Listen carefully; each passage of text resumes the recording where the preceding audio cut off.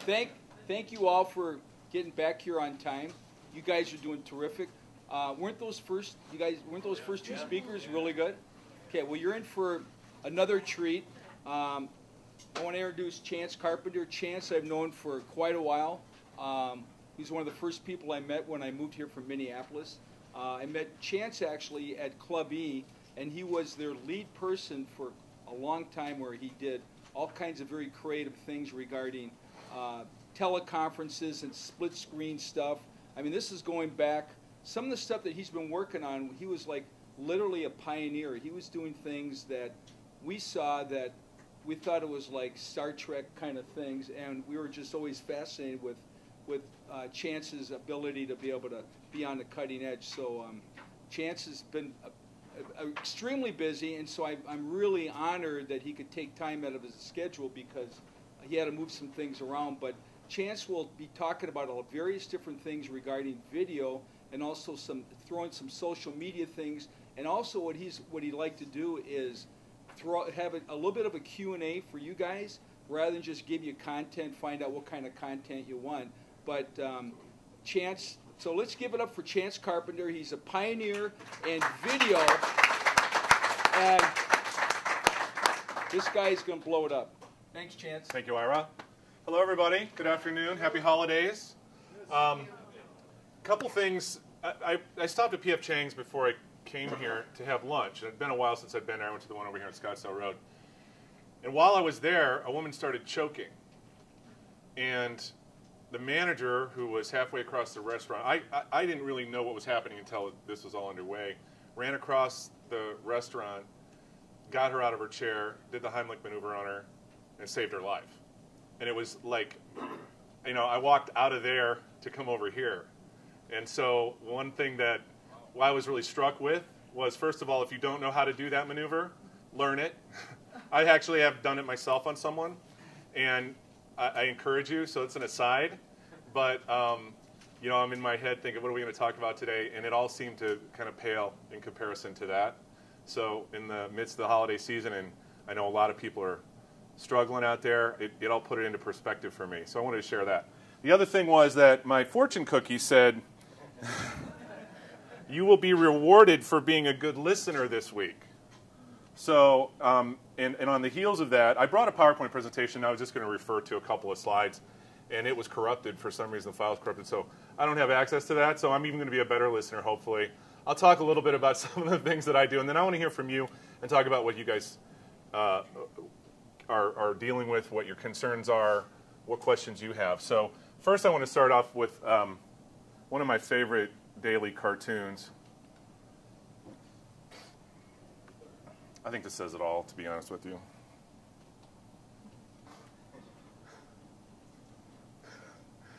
Right? So that really struck me because, you know, for one thing, I don't know about you, but I'm like, there's a part of me that's like so sick of hearing the term social media. I want to barf every time I hear it. And then another part of me that realizes how important it is and how it's changed the world, and how you don't have a whole lot of choice but to participate if you want to be an entrepreneur or you want to grow your business. And so I just thought that was humorous. I love Dilbert anyway. So on that note, I want to talk about this. This camera is about 3.5, 4 years old, and it's a dinosaur. I paid $2,000 for it, and it's standard definition. It uses tape. You guys remember tape? How many of you somewhere have 8-track tape in your, right? Okay, remember? Somewhere. They're retro now. Like, you want to get your kid one for Christmas just for the fun of it. So this is a semi-pro or prosumer camcorder. I've gotten a lot of use out of this. I made a lot of money with it, and it's my friend. And I've abused it, and it still works. See, it's all dusty. And I used to like rail against the fact that everybody with a flip cam, who has a flip cam? Right? I have one. Battery died about 9 months after I bought it. That's how I feel about the flip cam. Not because it's a small portable device, but because now I have this. And well, at least I can replace the damn battery. Do you know what I mean? Without having to send it in. But this is where we're going, right? 5 megapixel still camera on the back, 1.3 megapixel on the front.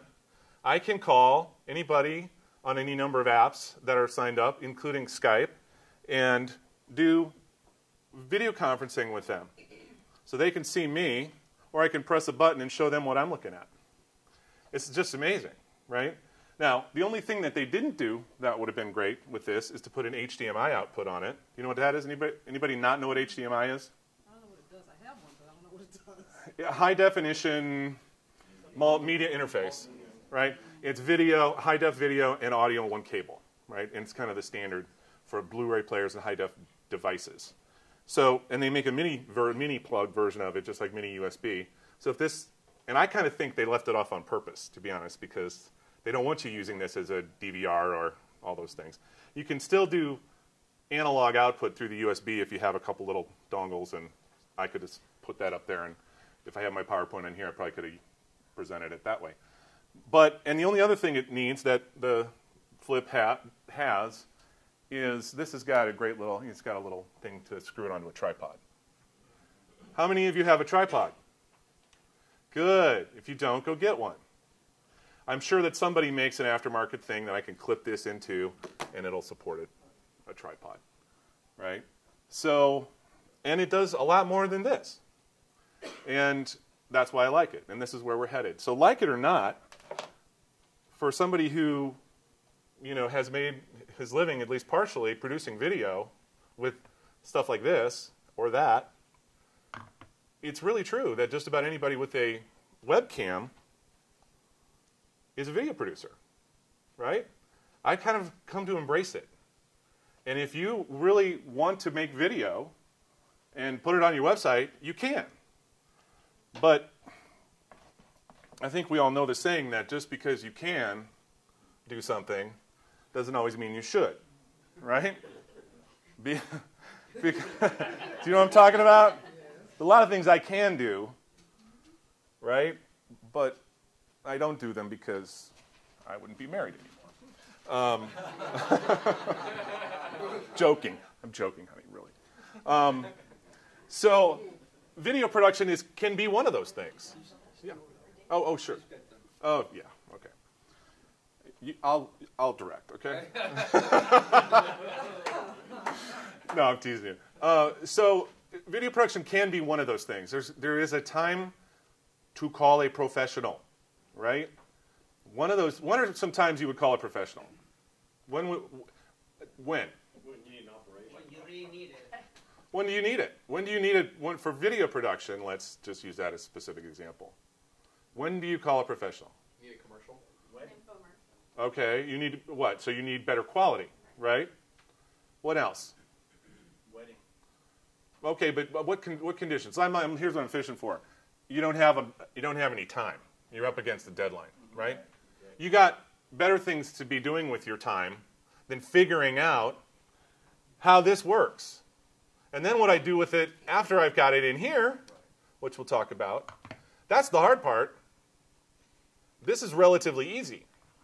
Turn it into something people will watch and then potentially be motivated to do something by is a whole nother thing. Another time to call a professional. When? You don't have the option of doing it yourself and you have no room for error. Exactly. That's a really good one. Right? So I don't have any time. I don't have the bandwidth. My time and effort should be spent running my business or selling stuff or answering the phone when people call me after I've had somebody produce my video for me. Right? When I need to do a lot of video. When I want to put it into a unique format. When I start getting frustrated and every third word starts with the letter F. Okay? How many of you got frustrated trying to shoot video? Anybody? Oh, the rest of you are on medication or you're lying. Come on. Seriously. So those are times to call a professional, but there is an awful lot that you can do yourself. And it's getting easier because the post-production tools, not just the way to input and capture your video. So one of the reasons this is tolerable you know, and for those of us who kind of grew up as professional production people, the bar was like here, right? You didn't produce video unless you had a lot of equipment and time, and you were studied, and you've gone out into the field and gotten your butt kicked a few times, fallen on your face, et cetera, et cetera. Now, you got tools that can help you do it without all that pain. And you've got services online that will help you, and you've got Mojo, and you've got a lot of great resources. So that, combined with the fact that it's a YouTube world, right? Does anybody know how much video is going up on YouTube every hour? Every minute's 35 hours. Yeah, that's right. And about 2 years ago, it was about 6 hours. Every minute, 35 hours of content is being uploaded to YouTube. And that's just one of many video sharing sites, as you probably know. Right? Then there's Ustream. Right? How many of you use Ustream? Or Justin TV? Or Livestream? Any of those services for streaming live video. Right? So if we wanted to stream this live to whoever couldn't be here, we could connect the camera to a computer, go to Ustream, and in about 5 minutes or less, we could be streaming out to the rest of the world. For free. Right? So those of us who used to make our money streaming stuff, right? At first, we were angry, indignant. Now we're just jaded and cynical. It's a vast improvement. No, we're not. Like I say, I embrace it. I think it's great, and it's awesome that you guys are here to learn about this stuff. And it's not as scary as you might think, but it does take some practice and some patience and some calls to some people who do know what they're doing. And go online, because there are a million ways you can learn how to do what you're doing or you want to do with video, or to do it better, right? So I'll show you, this is my website. My company is Essential Event Technologies. My background is corporate audiovisual production. And I'll show you just a couple of examples of how I've used video in kind of unique ways for some of my clients. And then we'll take some questions, talk about what you guys are dealing with, all right? So I'm going to show you this little video clip. This is an introductory clip. I don't know if you'll be able to hear this well or not, and I'm kind of afraid to plug this in because I'm not sure. It doesn't look like it's going to work. So, Plug it into the Bose. oh, here we go. Yeah. We're in the building now. Let's see if this will work. So, this is back when I had a little more hair. Carpenter, founder and principal of Essential Event Technologies, and I want to thank you for stopping by essentialet.com today. There's a new site, a new look for us. We kind of stripped things down to the basics, and I want to invite you to have a look around, take a look at some of the demos, take a look at the list of what we can do for you, watch some of the videos, and have a look at some of the examples. But basically what we want you to do is pick up the phone, give us a call, let us help you with your rich media, video, e-learning, or content creation needs.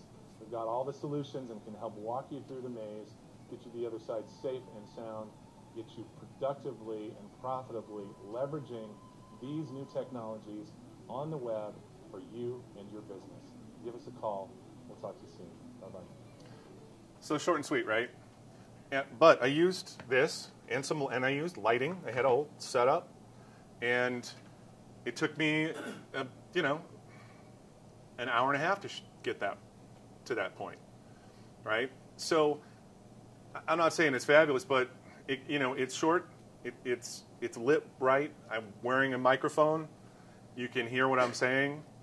See what I mean? And that only plays once, right, when you come to the site.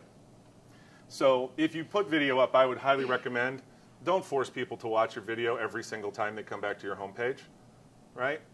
That time's out after an hour. You have to actually press play again if you want to watch it. I get irritated as hell by that. I don't know about you guys. One other little tidbit, and this is just me. Do not ever make people go looking for your phone number. Have you ever run into that? Is that annoying? Like, I got to go 5 clicks deep to find your damn phone number? And you're trying to sell me something? No, it may not always be appropriate. But if you are, and you want people to call you, because that's all I really want this site to do, is have people call me, make sure your phone number is always visible no matter where they go on the site. So one of the things that I started to do was look at how I could take video, traditional just video, and then combine it with other tools, right, in different and unique ways, and make that available in different format. So one of the things that we do is we leverage some technology that we call, well, there's rich media is kind of a generic term, but this is how this is referred to. This comes up down here to it. So this example, you see here we've got video of a presenter, and we've got their PowerPoint simultaneously in the same window, right? And I can show you just kind of a quick example of this. So it streams to the desktop, either live or on demand. In this case, it's on demand. And this is a course about lead training. Okay, there are 6 categories. Sustainable site. People paid $200 to have access to 9 hours of this kind of content. Mick Dalrymple is a expert in a lead trainer, and we can do some kind of cool stuff. We can flip the video, and we can have chapters over here, and we could put links to resources and downloads. And this is a cool way to educate people. And there are many different flavors of this sort of thing out there that you can leverage. Another thing that we did is I leveraged. Anybody heard of Uvu? Uvu, O-O-V-O-O. If you haven't, write it down. Go check it out. It's Skype for multiple participants. Okay, so it's you can have a free account that is two-way, and you can purchase for I think $19.95 a month the ability to have up to a 6-way video call where 6 people can all see and hear each other. Right. So, and it's cool, and it works really, really well, and it's a competitor to Skype, and I like it. And I thought, well, how can we leverage this for our client? So I made a call to a company called Plan Your Meetings. They have an online website they have a website for meeting planners, and then they do a monthly or a yearly directory that they publish of resources. And they wanted to do a knowledge series on various topics related to the meetings and events industry. And they wanted to be able to bring subject matter experts together, and they didn't have a huge budget. So I said, let's see if we can't leverage Uvu. And so this is how we've used it. My name is Christy Casey Sanders. I'm the editorial director of Plan Your Meetings. And welcome to our knowledge series on F&B, the good, the bad, and the ugly. With me are 2 special guests. I'd like them to introduce themselves, tell you who they are and what they do. The first is Claire. Claire, if you wouldn't mind introducing yourself. Hi, my name is Claire Gould. I have a company called RX for Catering, and I do food and beverage consulting all over the world. So you get what this is, right? And so this is basically free for them. I charge them a fee to manage the call, and then I recorded it, archived it. You can record. There's a recorder built into Uvu. When it's done, it converts it to an AVI file. Everybody know what that is? Okay, so it's an uncompressed video file. Then I drop it into my little editing software. They gave me the Visit Jacksonville logo, who was their sponsor, paid them $2,000 to have that there. And I did a introductory little video clip that I spared you, and then there's a tag at the end. And there's 45 minutes of content. Then all I did is stick it up on Blip TV, blip.tv. You guys know about Blip? Blip, Vidler. They're all video sharing sites, hosting. So the hosting is free. And that's just an embedded player they stuck in their website, right? So now, for free, their audience of 30,000 meeting planners have access to their knowledge series. And they're able to create some exposure for their clients, like Visit Jacksonville and others. I can fit 3 logos on here. We could brand up here by dropping in tags and stuff. Nice, clean, easy, affordable. Make sense? Anybody have any questions about that? Okay, so there's that. This was another format where we were able to do that. I'm not going to show you an example, but you can kind of see here. This was On the Road with IV. If you go to ontherroadwithiv.com, you'll see we did 50 episodes, 50 guests, each one an interview that Ingrid Vanderbilt did with an entrepreneur who told their story. And so we take these different different guests like Craig Newmark, who founded Craigslist, right? And people you would not normally be able to sit down in a studio with you unless you flew there, paid them for their time, spent a bunch of money, right? This took 30 minutes of his time, He did it from his home office, and we thought it was really cool. The only problem is, if you've ever met Craig Newmark, he's really dry. He's not a very exciting guy, right? He talks about how he works in customer service at his own company. That's what he does, you know? So this guy, on the other hand, if you have never been to, if you don't know about Brian Brushwood, you should. He's a magician, and he's really, really cool. And he has a show called Scam School.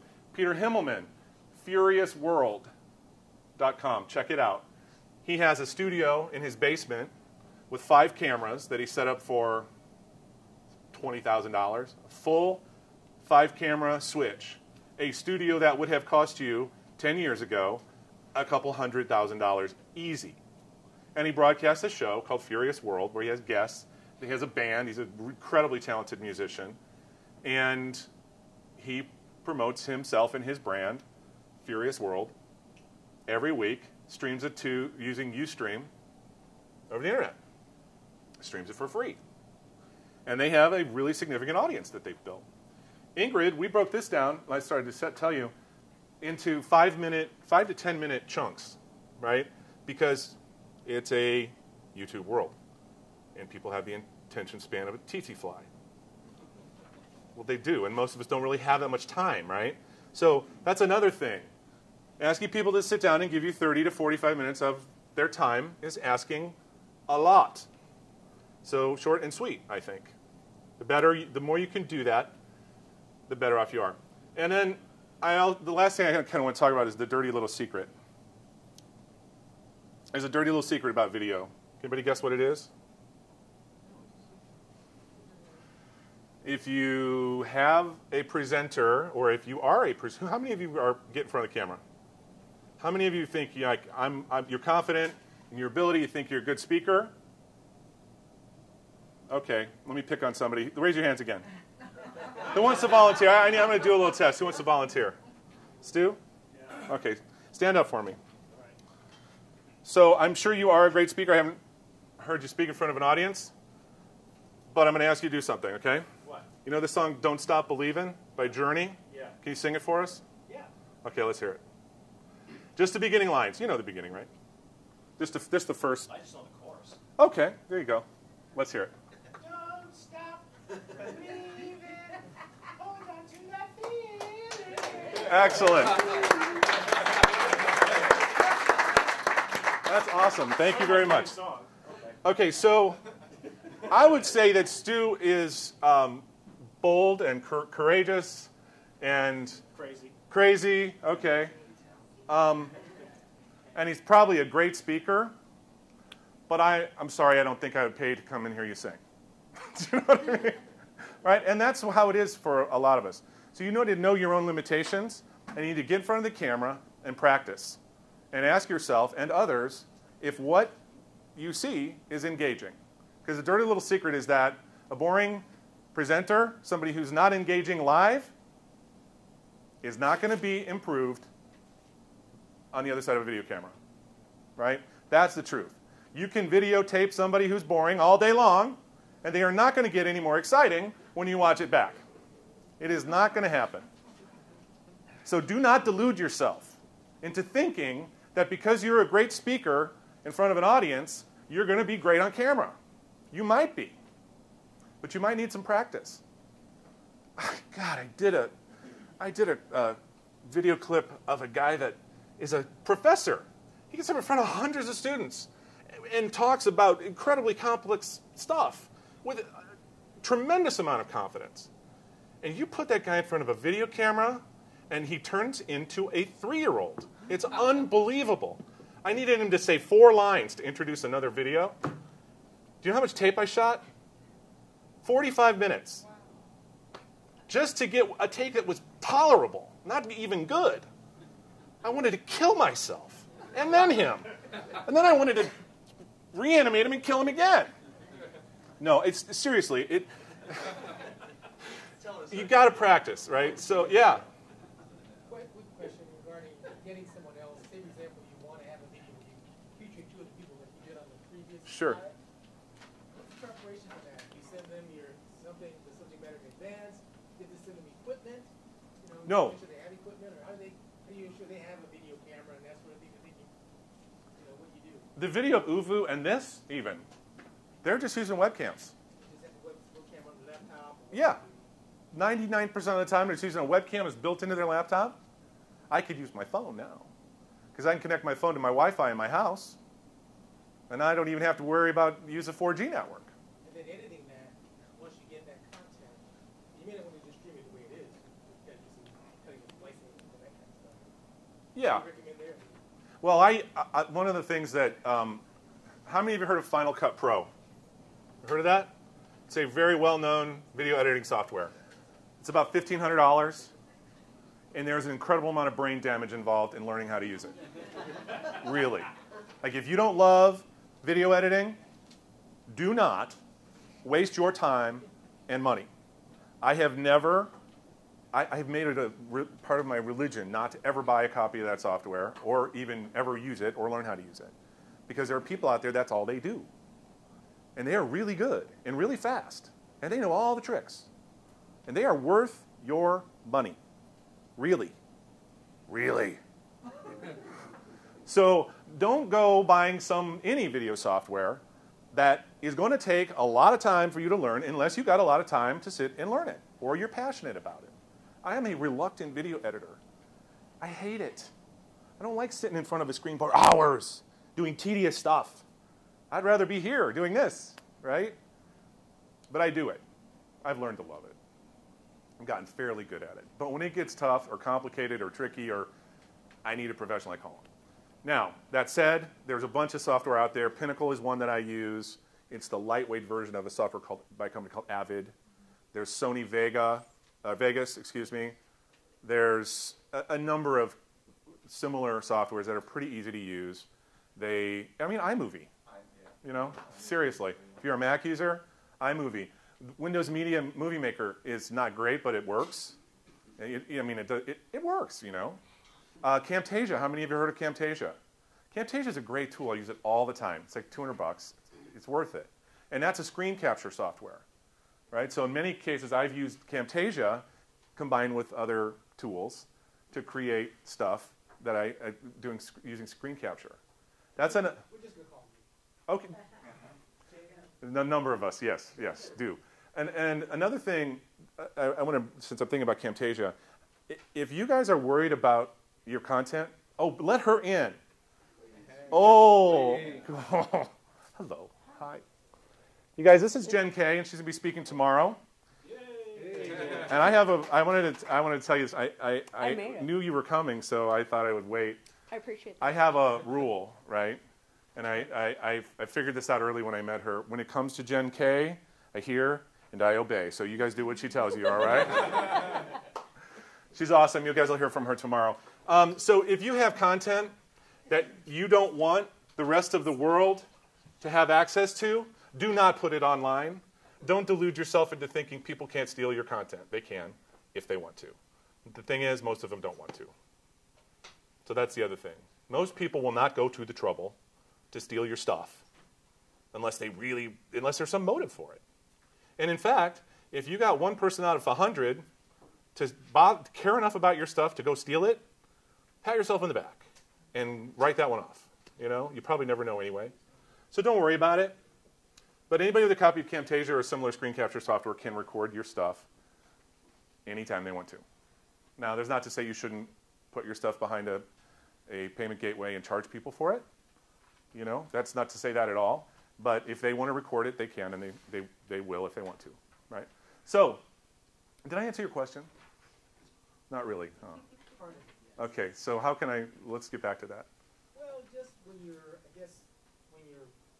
getting the others to participants. Oh, yeah. And what do you kind of preparation for that? Thank you. Yeah, one of the things they did on their end, plan your meetings, is they had a Word document prepared that just prepped the speakers, told them what to expect, told them how to go online and get an Uvu account, which it takes us, how many of you have a Skype account? Uvu takes that long to sign up for. It's super easy. Go online, get an Uvu account, send the password to me, and then I will call them. Or not password, their username. And it's pretty simple, straightforward. All you need is If they have a webcam and a microphone built into their computer, great. Otherwise, they can go out and get a webcam with a microphone built in, or they can get a headset mic. That's as complicated as it really needs to be. And in fact, if they don't have that, it's even better, as long as we can hear them. So it's not live then, you're just getting content, and you have to publish it to... Well, what we did here is I could have taken that UVU. That's like a one-to-one or a one-to-few type of conferencing, so up to 6 people, but we can't necessarily send that out to the world. So there isn't a way on UVU to broadcast that like you would on Ustream. You see what I mean? So if I wanted to have a panel of experts together from around the world, could be anywhere in the world, we get them together online for free, right? And all they need is a webcam and a microphone. And I want to broadcast that, then I have to get a little creative, right? So then I need Camtasia or something similar that will capture screen cam. There's a bunch of them out there that are free. They will capture all or part of your screen, turn that into another camera, right? It's just a part of your desktop. I just capture that little window that they're in UVU, and then I open up a Ustream window, and that's what I send to Ustream. Voila! Now I have multi-point video conferencing that I can broadcast to the whole world. If I want to put the link to that, make it private, put it behind a payment gateway so people have to pay to see it, then I can. Easy peasy, right? Yeah? You put your phone number up again? Yeah, sure.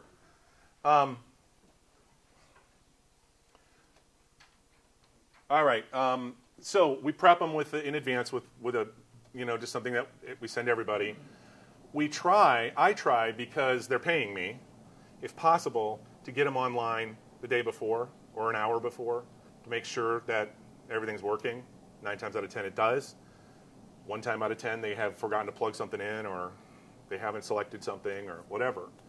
Occasionally they have network issues and their picture will freeze up on UVU, and they would have to either close out and start over, but the rest of us can still see them, or I can still record them, so we just roll with it. So we'll have we'd have maybe, I have them get on maybe 10 minutes early, and we just make sure everybody's comfortable. If there are any ground rules, we lay it down then, if there's any. And then on some occasions, the host of the show, Christy Casey Sanders, will call the people in advance and have a conversation with them about the topic and the content that they want them to talk about. In the case of the one that I showed you, they actually sent me slides. They're talking about menus, right? So here we had photographs of menu items from this hotel and food plate presentations that they'd taken. And they sent me those in advance. I recorded it, and then later on in post-production, when they're talking about that particular item, I just drop the picture, that photo, and that's what you see while you hear them talking, right? There would be a way to do that during the show, but it's easier for me. I have more control to do it in the editing phase, right? Yep. And this is a series that they do, or is this? She's not doing it currently. It ended last year. We did 2 seasons. On the Road with Ivy, yeah. Okay. So these are mostly people that she knows, because she's a huge networker and has this huge network of amazing entrepreneurs. And basically called them up and said, I want you on my show. And we pitched it. We weren't able to find anybody to fund it, so it was all self-funded. But there are 150 some individual 5 to 10 minute episodes, and it really went a long way to help her build her brand. Yeah. You did the initial acquisition with it. You did the editing with Camtasia, and you uploaded it with what? No, I didn't edit it with Camtasia. I edited it with Pinnacle, which is 85 or 90 bucks. There's even a $49 light version of it. You can buy it at Fry's. Sometimes you can get it for free with the rebates and stuff. No, after that, what I did, well, first what I do is I send the raw video to the client, to Christy. She's an editor, a magazine editor on top of it. They have a publishing company. She goes through the presentation. She's very thorough. She's got a mind for it. And she sends me back the edits and how she wants me to edit the thing, because she knows how she wants the flow to go. It's her show. So I do those edits, and then I plug in the front and the back piece. I drop in the sponsors or whatever else I need on there. And then I take that and upload it to the final product. and I upload it to Blip TV because they have a Blip account. Blip, B-L-I-P .tv. It's like YouTube in a way. It's just a little more, it's different. It's like, another one's Vidler, V-I-D-D-L-E-R. Check out Vidler. And these are all sort of, and there's a bunch more. I mean, you go search video streaming on Google and you'll see a huge list. And they're all free. And they just give you embed code like YouTube does. And they just embed it in there. You know. There's, yeah. It's free till you can maybe till you need someone to help you edit it and make it professional. Are there online resources that send your content to somebody and have them edit it and send it back? There probably are. I think it's better to work with somebody locally when you can. And one of the reasons is because when you say send your content, that content could be in an AVI or some sort of an uncompressed video format and be 8 gigs. Huge files. And downloading 8 gigs it's still going to take some time, but if you've got 20 gigs of downstream capability through Cox, let's say, but your upstream speeds, unless you pay for it, and you will, it might be 2 gigs, and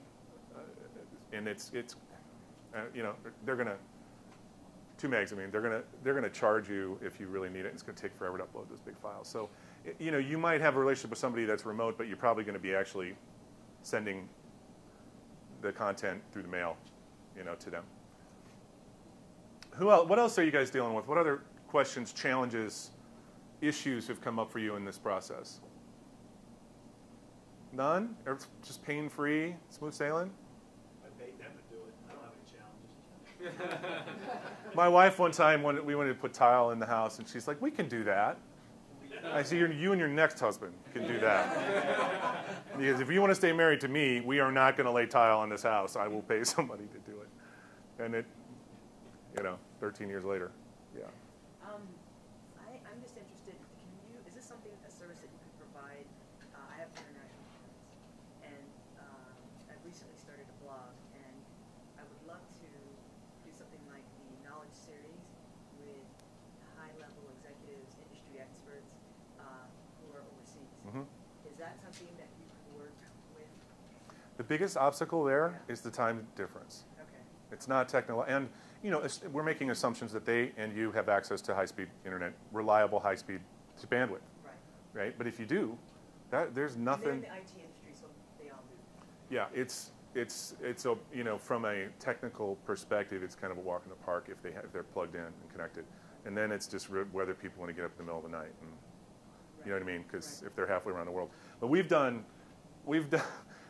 did someone from Sao Paulo once, and we had better connectivity than most of the, and one of the reasons is because a lot of the developing nation has newer infrastructure, right? Like, they had HD in other parts of the world way before we did because the bureaucrats get in a room and argue about standards until, they finally land on something mediocre and then they give it to us. And they have the infrastructure before, so they leapfrog to Right, right. What they're putting in is the latest and greatest, whereas we're, cobbling stuff together that's been around for a while.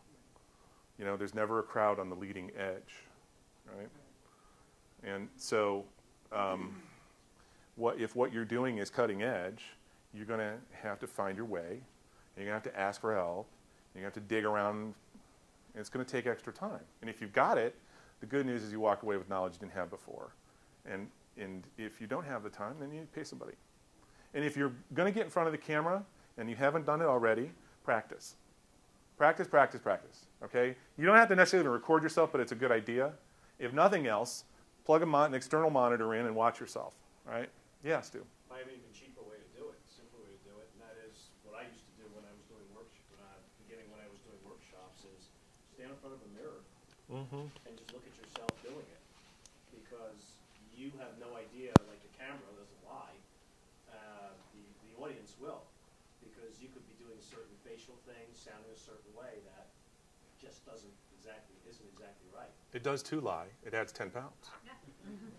But I mean, you see That's a myth, I think. Yeah, that's true, but you could see right there immediately how you're looking. I think it's you're right, and that just practice. I mean, that's the thing. And then I would really recommend getting another pair of eyes, objective third party, to give you an opinion. Somebody that is going to be honest, but helpful, right? Yeah, because really, nobody gets nobody gets good at this. It's not innate, I mean, it might be innate if you're a skilled speaker, but as far as implementing the technology and trying to figure out how to make it make sense and do what you want it to do, I mean, that's the other thing. Before you go doing it, and I highly advocate doing it. It's some business I've been in for a long time. Wouldn't be here if I didn't believe in it. But before you do it, ask yourself, what is the outcome I want? Get out in front of the train and give that some thought. Think about what you want that piece of video to do. If it's just going to inform and educate, great. If I wanted to inform and educate and then I want people to buy something, that might be a whole different approach, both from your presentation style and the technology that you implement to make it happen. If you want them just to buy something, then that's another approach. I want people to pick up the phone and call me. So you know what I did in my little introduction? I said, what I want you to do, look at the website all you want, but here's what I want you to do. Tell me. Tell them what you want. Don't expect them to know. How many of you have kids? Really, you got to tell them what you want. Over and over and over. I had a 90-pound pit bull for 12 years, and before she was 90 pounds, she was a really adorable little puppy, and we were like trying to figure out the best way to house train her, and we put a little bell right by the door, about this far off the ground, and every time I would take her outside to do her business, I would take her nose and knock it against the bell. Then I'd take her out.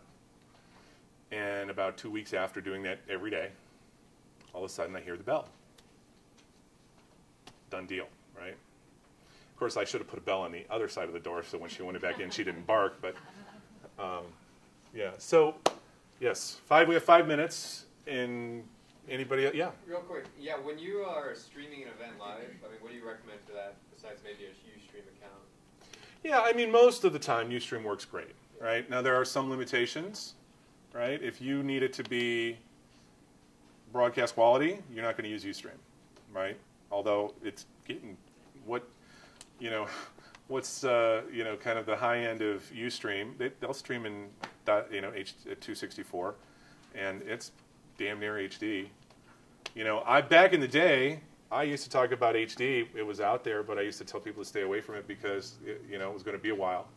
Well, guess what? It's a while has passed, and here it is. Although HD, until recently, with some of the new compression codecs that they have, was very bandwidth intensive. It still can be when you're streaming. And if you stop and think about it, if people are going to be watching something 320 by 240 this big on their screen, does it need to be HD? If I'm a hospital and I want to stream a surgery halfway across the world, then yeah, it needs to be in HD. And it needs to be on a big screen. And it needs to look really good because the details matter there. But if it's just a talking head, don't bother. Get a decent webcam, right? You don't need to go spend $10,000, really.